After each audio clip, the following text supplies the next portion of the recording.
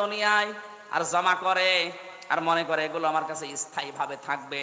ইয়াহসাবু আন্না মালাহু আখলাদা, ও মনে করে আমার এই সম্পদ, আমার এই ক্ষমতা, আমার এই প্রভাব প্রতিপত্তি, আমার এই জমি জায়গা, আমার এই অস্ত্র শস্ত্র আমাকে চিরস্থায়ী করে রাখবে।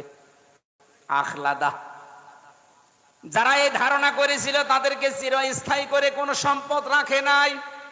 আবু লাহাবের কথা আল্লাহ কোরআনে দিয়েছেন, তাব্বাত ইয়াদা আবি লাহাবিন ওয়া তাব্বা মা আগনা আনহু মালুহু ওয়া মা কাসাব। ধ্বংস হয়ে যাক আবু লাহাব, তার দুই হাত সহ, এবং সে নিজেও, এবং সে ধ্বংস হয়েছে। ওয়া তাব্বা মা আগনা আনহু মালুহু ওয়া মা কাসাব, তার যে অর্থ সম্পদ টাকা পয়সা যা সে উপার্জন করেছিল একটাও কাজে আসে নাই। যারা মনে মনে করেন ক্ষমতা আমাকে চিরস্থায়ী করে রাখবে, চিরস্মরণীয় করে রাখবে, আমি মারা যাওয়ার 500 বছর পর আমার আলোচনা হবে না, আল্লাহ বলেন ওই সম্পদ তোকে চিরস্থায়ী করবে। এটা ভুল ধারণা। কাল্লা, কি বলছেন? কাল্লা, কাল্লা মানে কল্লা, কাল্লা কখনোই না। লায়ম বাদান নাফিল হুতমা, তোকে আমি হুতমায় দেব। কোন জায়গায়? হুতমা কি? নারুল্লাহিল মুকাদা, এটা আল্লাহর জ্বালানো আগুন। প্রশ্ন আসতে পারে জাহান্নামের অন্যান্য আগুনগুলো আল্লাহ জ্বালায়নি, জ্বালিয়েছে, কিন্তু এটা বেশি জাল দেওয়া। নারুল্লাহিল মুকাদা আল্লাতী তাত্তালিউ আলাল আফইদা, অন্য জাহান্নামে গেলে আগে কলিজা পড়বে, কথা আমি পাইনি, কিন্তু হুতমায় গাওয়ার সঙ্গে সঙ্গে আগে মানুষের কলিজা পুড়ে শেষ হয়ে যাবে। আল্লাহ যেন প্রশ্নবাচক চিহ্ন দিয়েছেন, আমা আদরা কামাল হুতমা, নবী আপনি জানেন এই হুতমা কি? এই হুতমার পরিচয় এটা আল্লাহ নিজে যেহেতু চালিয়েছে, এখানে কেউ পড়লে আগে কলিজা পড়বে। পৃথিবীর আগুনের সিস্টেম হচ্ছে যেখানে লাগে ওই জায়গা পুড়ে যায়। আপনি হাত দেবেন, এভাবে হাত পুড়ে যাবে, কলিজা পুড়বে না? পুড়বে। কিন্তু জাহান্নামে হুতমা যেটা আল্লাহ যে আগুন জ্বালিয়েছে, এই আগুনে যেখানেই লাগবে আগে কলিজা পুড়বে। ইন্নাহা আলাইহিম মুসাদা ফি আমাদিম মুমাদ্দাদা, এটা একেবারে বেষ্টন করে রাখবে আপনাকে লম্বা লম্বা আগুনের খুঁটির সাথে। আল্লাহ পাকে জাহান্নামে হুতমার আসামিদেরকে বেঁধে রাখবে। বলেন নাউজুবিল্লাহ। এই যে ভয়ঙ্কর কথাগুলো আল্লাহ আমাদের শোনালেন, এই জাহান্নাম থেকে বাঁচার জন্য যে কাজগুলো দুনিয়াতে এখন আঞ্জাম দেওয়া লাগবে, প্রথম নাম্বারে কারো পেছনে লাগা যাবে না, যেটা আমরা সবচাইতে বেশি করছি। ছোট্ট একটা হায়াত 50, 60, 70 বছরের, এরপরে তো আপনি এই হায়াত আর পাবেন না। নিজেকে নিয়েই তো ব্যস্ত থেকে শেষ হয়ে যায়, মানুষের পেছনে লাগেন কি করে? কথা বলে না কেন? আজ ফেসবুকটাই দেখেন, এ ওর পেছনে, ও ওর পেছনে সময় দিচ্ছে, অথচ নিজের কোনো চিন্তা নেই। নিজের চরিত্র যে কত খারাপ, শয়তান পর্যন্ত চরিত্র দেখলে হাসে, আরো অন্যের পেছনে লেগে সময় নষ্ট করছে। হাম্মাজিম মাশাইম বিনামিম, আল্লাহ পাক বলেন যে মানুষটা নিজের দোষ নিজে দেখে না, অন্যের দোষগুলো অনুসন্ধান করে আর মানুষকে এই প্রতিপন্ন করার জন্য শুধু দোষ খুঁজে বেড়ায়, এই মানুষটা হচ্ছে জাহান্নামে হুতমার আসামি। বাংলাদেশে যত মানুষ জাহান্নামে আমরা যাবো, সবচেয়ে বেশি আমার মনে হয় যাওয়া লাগবে হুতমায়। কথা বলেন না কেন? আজকে থেকে সিদ্ধান্ত নিয়ে যাবেন, দুনিয়া একদিকে চলে যাক, কারো পেছনে না, আমার নিজেরটা আমি নিজে দেখি একটু। আমি যা তৈরি করেছি এই 50 বছরে, আমার তো 33 বছর, এই 33 বছরে আমি যা করলাম, এখনই যদি মারা যায়, আল্লাহ যদি আমার হাত ধরে সামনে দাঁড় করিয়ে বলে হামজা বল, 33 বছরের একটা জীবন দিয়েছিলাম, পাই টু পাই হিসাব দিয়ে যা। 33 বছর না, 33 ঘন্টার হিসাব দেওয়া তো সম্ভব না। আপনি কোন কারণে মানুষের পেছনে লেগে সময় নষ্ট করেন? মিজানুর রহমান আজহারি ভাই সবচেয়ে এটা বেশি বলতেন, যে মানুষের পেছনে লেগে সময় নষ্ট করে কোন কারণে? নিজের পেছনেই তো সময় দেওয়ার সময় পাইনি। ছোট একটা জীবনে নিজের পেছনে সময় আমার নেই। আমার বিশাল কাজ পড়ে আছে, আমি পেছনে তাকাবো, মানুষের পেছনে লাগবো কোন কারণে? এজন্য আমাদের আজকে সিদ্ধান্ত নিয়ে বাড়ি যাওয়া লাগবে। এই গীবত এটা ঘি ভাতের মতো, এটা মেয়েদের ভেতরে সবচাইতে বেশি। কোন এলাকায় যদি গীবতের মতো এই গোনা চালু হয়, নবীজি জানিয়েছেন ওই এলাকার মানুষের দোয়া কবুল বন্ধ হয়ে যায়। আপনি খেয়াল করেছেন? এখানেও যদি কেউ গীবতকারী মানুষ থাকেন, এর কথা ওর কাছে লাগানো, ওর কথা ওর কাছে লাগানো, মানুষকে ছোট করার জন্য, হেয় প্রতিপন্ন করার জন্য ফেসবুকে কোনো স্ট্যাটাস ছেড়ে দিয়েছেন, তাহলে আপনি থাকাকালীন এই মাহফিল কবুল হবে না। আপনি চলে যান ভাই, যান যান, ওই যে একদম চলে যাচ্ছে, যান তাড়াতাড়ি যান, যান যান চলে যান।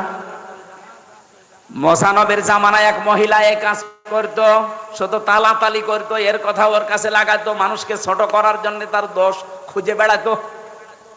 একবার মোসানবির জামানায় পানি বন্ধ হয়ে গেল, বৃষ্টি। উনি চাটিয়াল ময়দানে উম্মতদেরকে নিয়ে দোয়া করলেন, আল্লাহ বৃষ্টি দাও। আল্লাহ বলেন না, বৃষ্টি হবে না।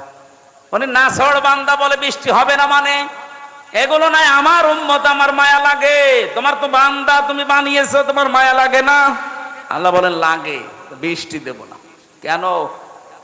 কারণ এর ভেতরে একজন মহিলা আছেন নামিমা, যে তালাতালি করে, মানুষকে ছোট করার জন্য মানুষের কথা লাগিয়ে বেড়ায়, দোষ অনুসন্ধান করে।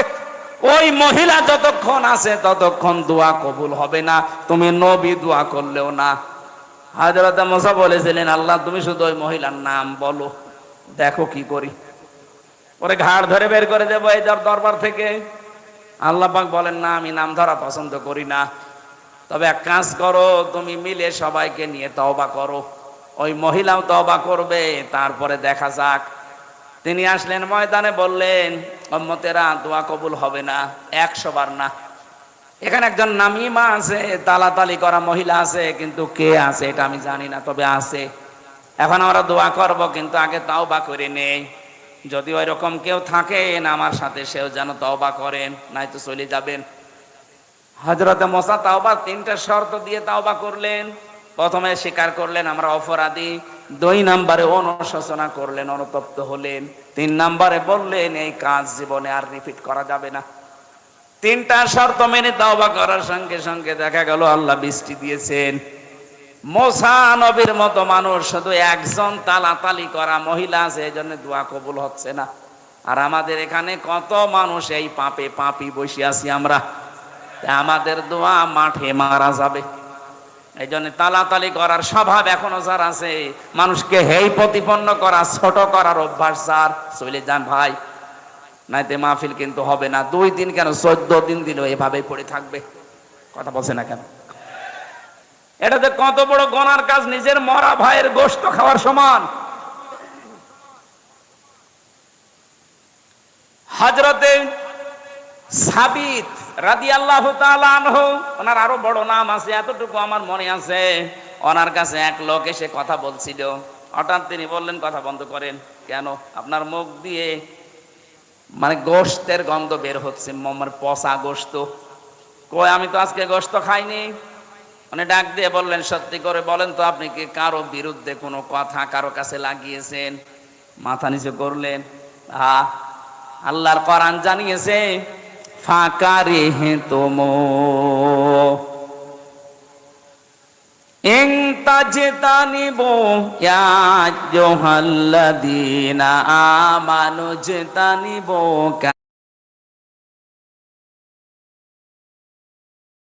কাসীরাম মিনাজ-যন্নি ইন্না বা'দাজ-যন্নি ইসমু ওয়া লা তাজাসসাসু ওয়া লা ইয়াগতাব বা'দুকুম বা'দা আইয়ুহিব্বু আহাদুকুম আইয়াকুলা লাহমা আখিহি মাইতান ফাকারিহতুমু।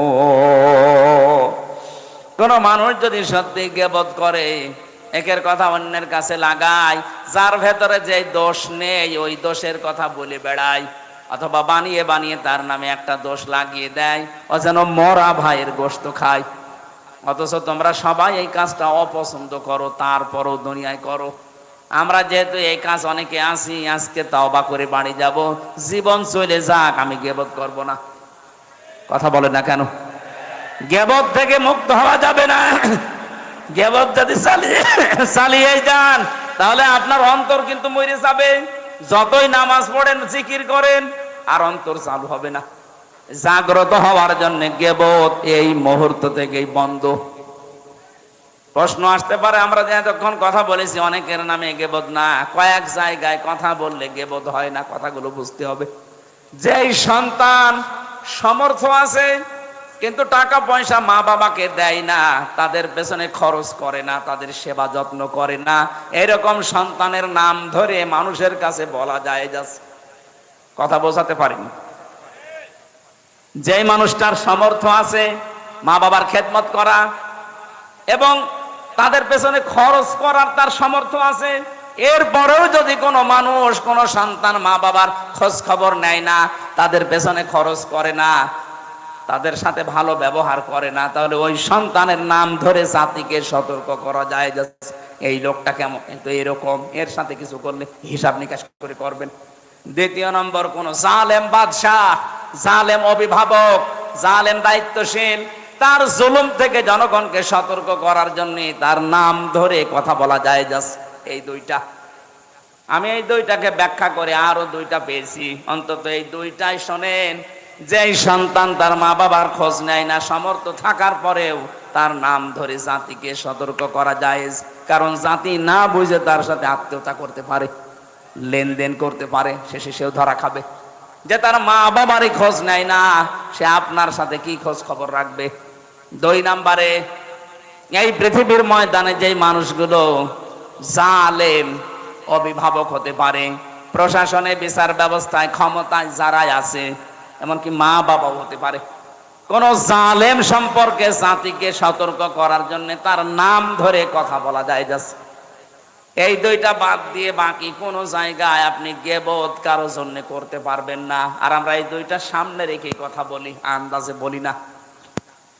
আমি আবার বলছি, আমি সহ যারা এসেছি আর যাই করি, গীবতের এই গুনাহ যেন আমল নামায় না থাকে। আপনি যার গীবত করবেন ওর গুনাহগুলো অটোমেটিক আপনার আমল নামায় চলে আসবে, আর আপনার যা সওয়াব ছিল ওর আমল নামায় চলে যাবে। এরকম পাগল দেশে আছে, আছে মানে আমরাই। আল্লাহ আমাদের হেফাজত করুন, আমিন। বারাকাল্লাহু লানা ওয়া লাকুম ফিল কোরআনিল আযীম।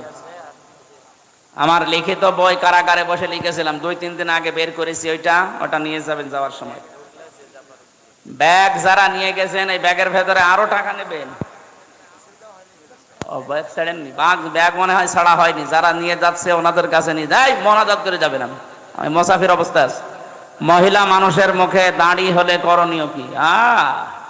চিকিৎসা করাবেন নাই কেটে ফেলবেন? মতিউল ইসলাম ডাবলু লন্ডন প্রবাসী 24 শতক জমি দিয়েছে, 2 লাখ টাকা দিয়েছে। মারহাবা, আল্লাহ যেন কবুল করেন এই গোরস্থানের জন্য। যারা 1 লক্ষই তো সব দিয়ে দিয়েছে, আবার কি লাগবে? এরপরও আপনারা যারা টাকা পয়সা, এই গোরস্থানে আপনাকে শোয়া লাগবে। এখান জন্য যারা নিয়ে এসেছিলেন কমিটির কাছে জমা দিয়ে দেবেন, আর আগামীতে রাত 9টার ভেতরে মাহফিলে আমারে তুলে দেবেন। আল্লাহুম্মা আমিন। লা ইলাহা ইল্লা আনতা সুবহানাকা ইন্নী কুনতু মিনাজ জালিমিন। এই মোনাজাতটা করেন, বসেন। আর দোয়া ও মখল ইবাদত, ইবাদতের মগজ হচ্ছে দোয়া করা। বসেন, মোনাজাতটা করেন, তারপরে বাড়ি যান। লা হাওলা ওয়ালা কুওয়াতা ইল্লা বিল্লাহিল আলিয়্যিল আযীম। রব্বুল আলামিন 2 দিন ব্যাপী তাফসীরুল কোরআন মাহফিলে রংপুরের এই ময়দানে কোরআনে কারীম সূরা হুমাযা থেকে কয়েকটা কথা বলেছি। 15টা অসুখের কারণে মানুষের অন্তর মরে যায়, তার ভেতরে একটা হচ্ছে গীবত। আল্লাহ গীবত থেকে বেঁচে থাকার তৌফিক আমাদেরকে দান করো। মা বোনদের ভেতরে রোগটা বেশি, আল্লাহ মেয়েদেরকে তুমি নিজে হাতে বাঁচাও, তাদের জীবনে যেন গীবতের মতো এই কই মারাত্মক গোনাটা না থাকে। আলোচনায় যারাই আমরা আঞ্জাম দিয়েছি আজকের এই ময়দানে, এ বিশাল প্যান্ডেল যারা সাজিয়েছে, কোরআনের প্রসারে প্রসারে যে মানুষগুলো চেষ্টা চালিয়েছে, এদেরকে কোরআনের জন্য কবুল করে নাও।